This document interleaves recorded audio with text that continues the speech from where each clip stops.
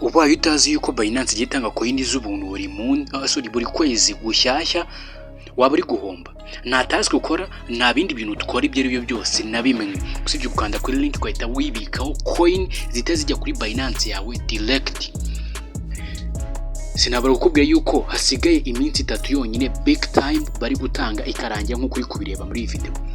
Hasigaye iminsi 3 yonyine ino big time ikahita irangira. Bisobanuye yuko nubu uri kuri no video ariko iyo minsi 3 yararangiye ukabona aho wari iminsi 20 n'ingahe, ntugire ikibazo. Nubundi urabikora nkuko ngiye kubikora, uhita ubahabaga indi coin nshyashya zaba yahawe, ubwo big time uzaba arayihombe. Bisobanuye yuko rero wakanda subscribe ugakanda like kuno video kugira ngo uzajye ubona ibiganiro byose bivuga kuri ibi bintu ndetse ibindi byose by'ikoranabuhanga wakenera. Kugira ngo ugire ahantu rero ni ukuri buze kuza hano gutyo uri kureba video yawe ukareba muri video description gutyo uri kureba title cyangwa se muri video gutya uri kuyireba, nuko uza gukanda hejuru kuri mowa cyangwa kuri title y'amagambo hano handitse mowa cyangwa se muri comment ya mbere ugahita ubonamo link ya mbere uyikandeho, ni ya Binance, iya kabiri ya WhatsApp channel uyikandeho. No gukanda kuri iyo link rahita ikudirectinga ikubuzane kuri Binance nimbuze ko utayifite nanone uri muri video description yaratuvuye rahita ubonamo akarinki ka video kakwereka uko wafungura Binance kugitangira gukorera amafaranga muri cryptocurrency cyangwa se amafaranga yo online.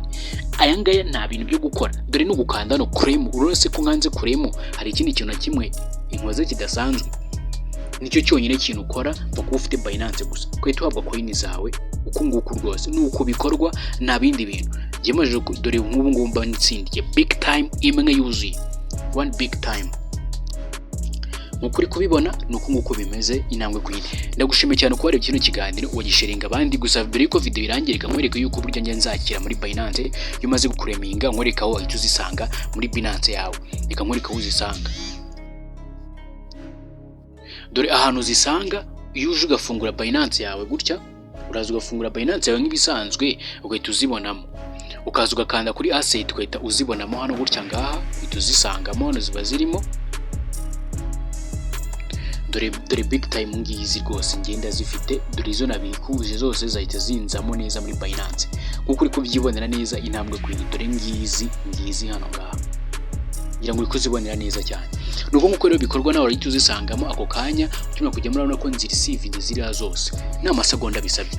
Ukanda like kuri video, wibwe kujya muri group ya WhatsApp, ure muri comment kandi ukanda like kuri video, ukande unsigire video wibutanaza gukora cyangwa se igitekerezo munsi. Ndagushimiye cyane. Jabless kuri video giruye byiza utire kuza muri WhatsApp channel ariko no kuri wibumbire n'abandi abantu bose mungana gutya muri WhatsApp channel.